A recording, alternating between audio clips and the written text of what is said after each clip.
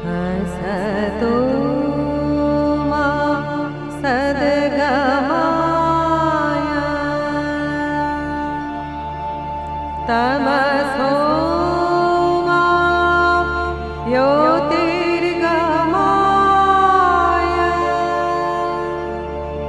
मृत्योर्मा अमृतंगमय।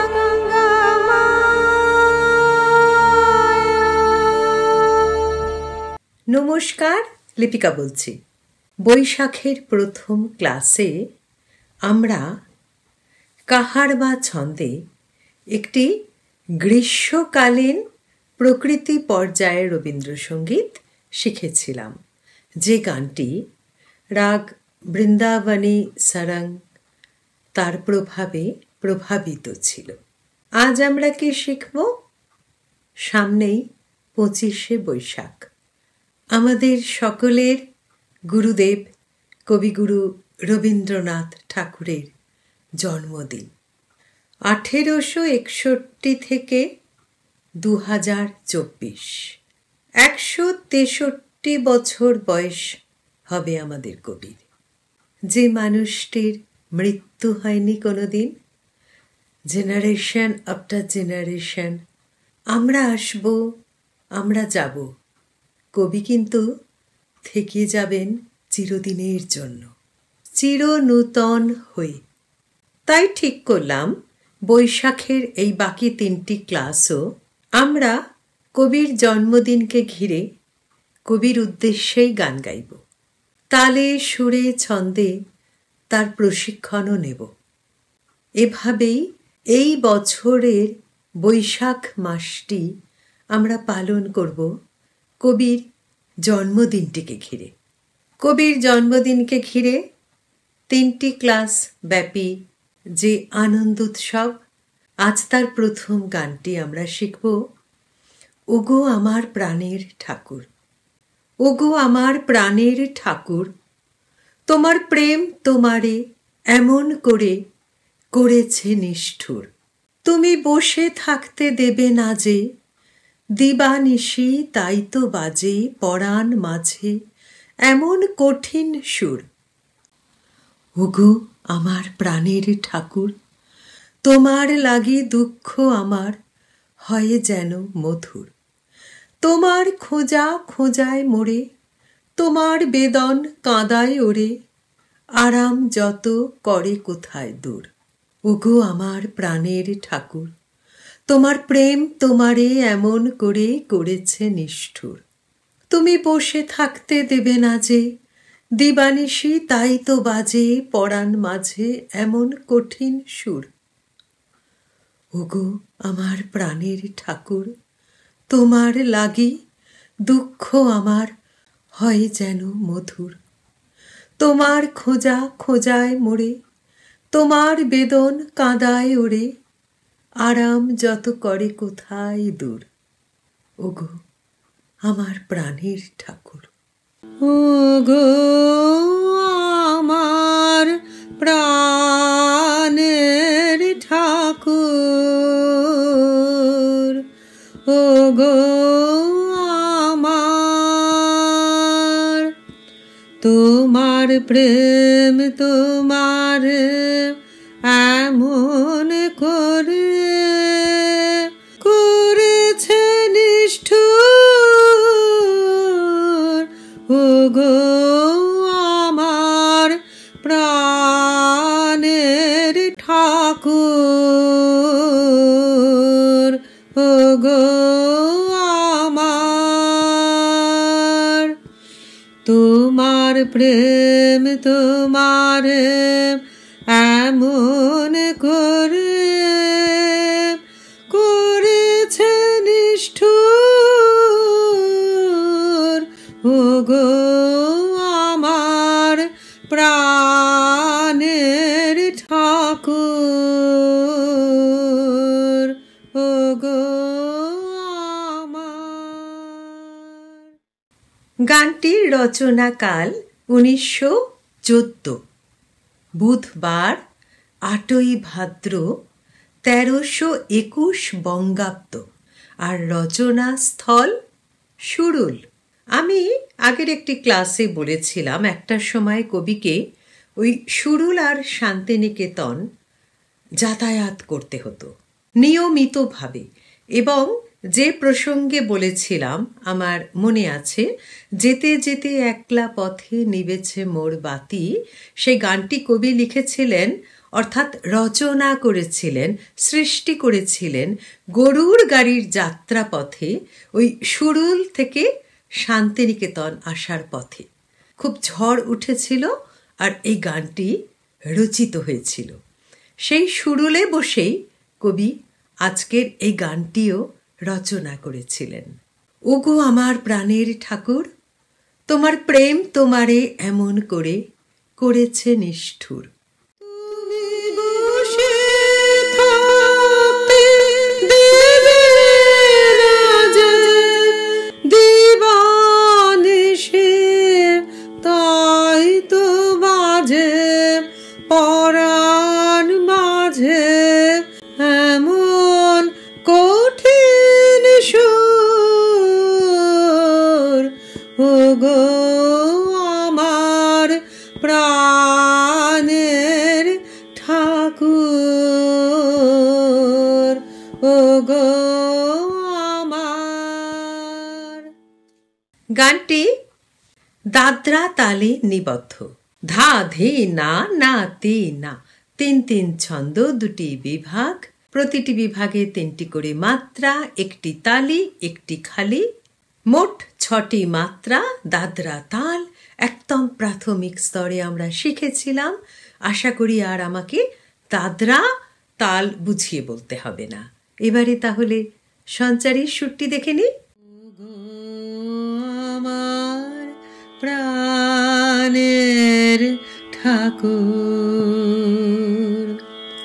তোমার লাগে দুঃখ আমার হয় যেন মধুর।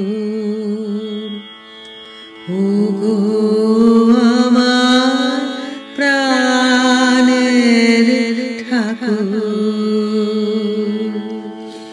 তোমার লাগে দুঃখ আমার হয় যেন মধুর।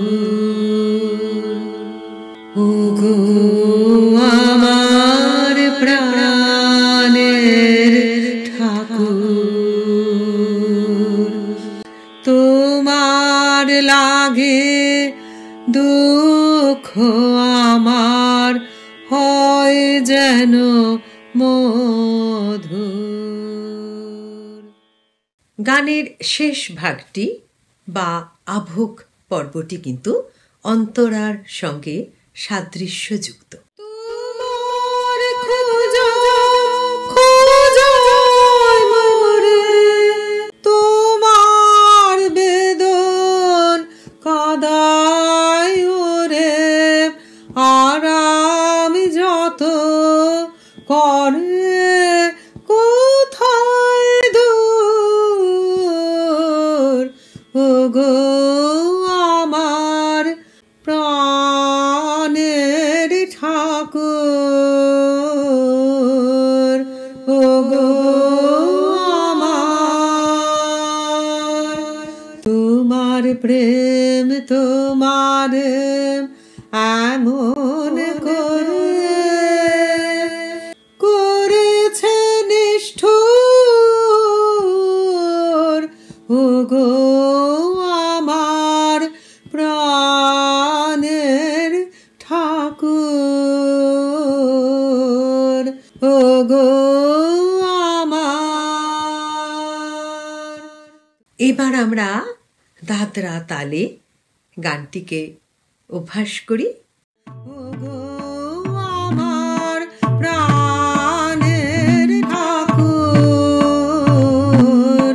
ওগো আমার। তোমার প্রেম তোমার এমন করে করেছে নিষ্ঠুর। ওগো আমার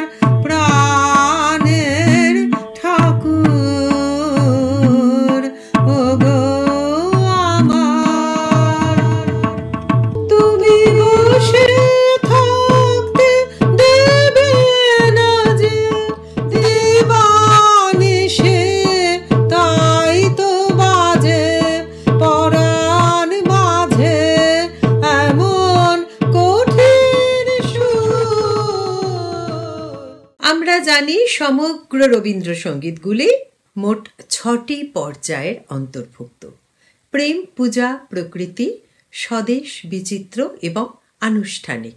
আজকের এই গানটি ওগো আমার প্রাণের ঠাকুর গানটি পূজা পর্যায়ের অন্তর্ভুক্ত, আর উপপর্যায় হল দুঃখ। গানটি কবির গীতালি গ্রন্থটিতে সংগৃহীত রয়েছে এবং স্বরবিতানের 42তম খণ্ড, যেটি অরূপ রতন নামে পরিচিত, সেই 42তম খণ্ডে এই গানটির স্বরলিপিটি সংগৃহীত রয়েছে। গানটির স্বরলিপিকারকে? গানটির স্বরলিপিকার হলেন দীনেন্দ্রনাথ ঠাকুর। ওগো আমার প্রাণের ঠাকুর,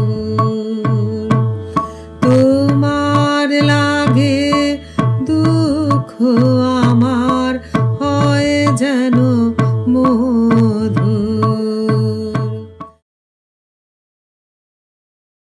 তোমার খোঁজা খোঁজায় মোরে, তোমার বেদন কাদায় রে, আর যত করে কোথায় দূর। ওগো আমার প্রাণের ঠাকুর, ওগো আমরা প্রায় প্রতিটি ক্লাসেই একটি বিষয় লক্ষ্য করে থাকি রবীন্দ্রসঙ্গীতে রাগ রাগিণীর প্রভাব, এবং সেটি নিয়ে আমরা আলোচনাও করি। বাল্যকাল থেকে শাস্ত্রীয় সঙ্গীতের পরিমণ্ডলে বড় হয়ে ওঠার জন্য কবির বেশিরভাগ গানেই আমরা কোনো না কোনো রাগ বা মিশ্র রাগের একটি প্রভাব দেখতে পাই, এবং ক্লাসে সেই রাগটি নিয়ে আমরা একটু আলোচনাও করি, রাগের রূপটি নিয়ে, এবং তারপর আমরা দেখতে চেষ্টা করি ওই রাগের প্রকৃতির সঙ্গে কবির বাণীর সঠিক আনুপাতিক মিলনের ফলে কিভাবে গানটিতে প্রাণ প্রতিষ্ঠা হয় এবং গানটি বাংময় হয়ে ওঠে। সৃষ্টির সেই রসায়নের মূল্যায়ন আমাদের সাধ্যাতীত।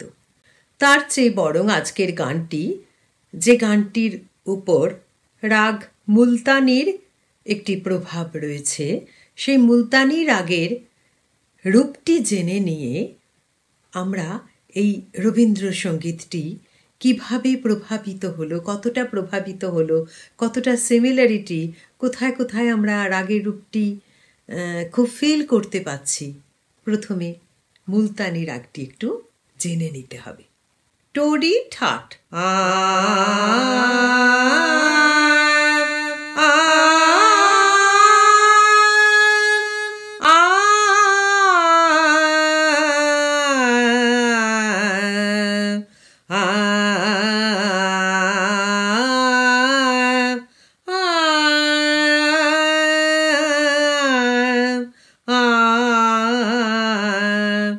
ওগো আমার প্রাণের ঠাকুর। আমরা কিন্তু দেখছি এখানে শুদ্ধ মাকে কবি ব্যবহার করেছেন। তোমার লাগে দুঃখ আমার হয় যেন মধুর। শুদ্ধ ঋষভও রয়েছে। প্রায় প্রতিটি ক্লাসেই আমি কথাটি বলি, রবি ঠাকুর কিন্তু সুর বিপ্লব এনেছিলেন, অর্থাৎ ওগো আমার প্রাণের ঠাকুর, তোমার প্রেম তোমারে এমন করে করেছে নিষ্ঠুর।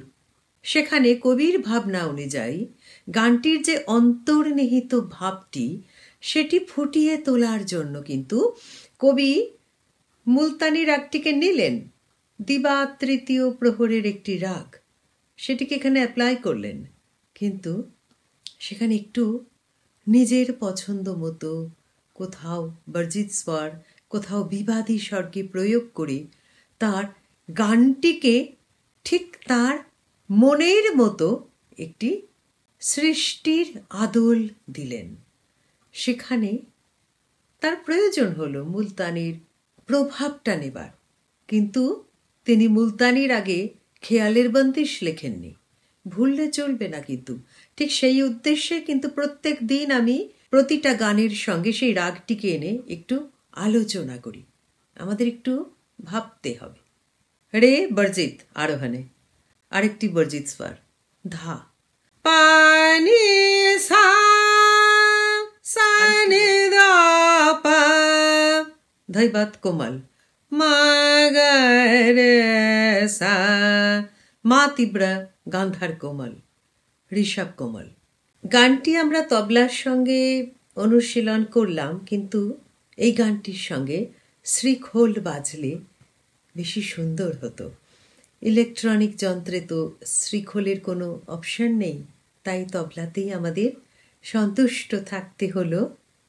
তবে আমার মনে হয় তবলা বা শ্রীখোল কি বাজলো সেটি অতটা ইম্পর্টেন্ট নয়, যদি আমি গানের বাণীগুলি সম্পূর্ণভাবে হৃদয়ঙ্গম করে এবং সুরটি সঠিকভাবে শিখে নিয়ে তাতে আমার সম্পূর্ণ দরদ ঢেলে গানটি গাই, গানটি তখন দৃশ্যমান হবে। শিল্পীর কণ্ঠের মাধ্যমে কবির সৃষ্টি প্রকাশিত হবে তার পূর্ণ স্বরূপ নিয়ে। আমাদের ফোকাস হবে কিন্তু সেটি, আমাদের লক্ষ্য থাকবে সেই দিকে। গানটিকে আমি খুব সুন্দর করে শিখব এবং পরিবেশন করব বা নিজের জন্য গাইব। যন্ত্রের ওপর নির্ভরতার ততটা প্রয়োজন তখন হবে না, তাই না? কবি পক্ষের প্রথম পূজা আজ সম্পন্ন হলো। পরবর্তী ক্লাসে আমরা আমাদের এই 3 দিন ব্যাপী পূজার মধ্য পূজা পর্ব সংঘটিত করব। বৈশাখ মাসের শেষ ক্লাসে আমাদের এবছরের মতো কবিপক্ষের এই পূজা পর্ব সম্পন্ন হবে। আজ তবে আসি। হসতো মা সদগমায়া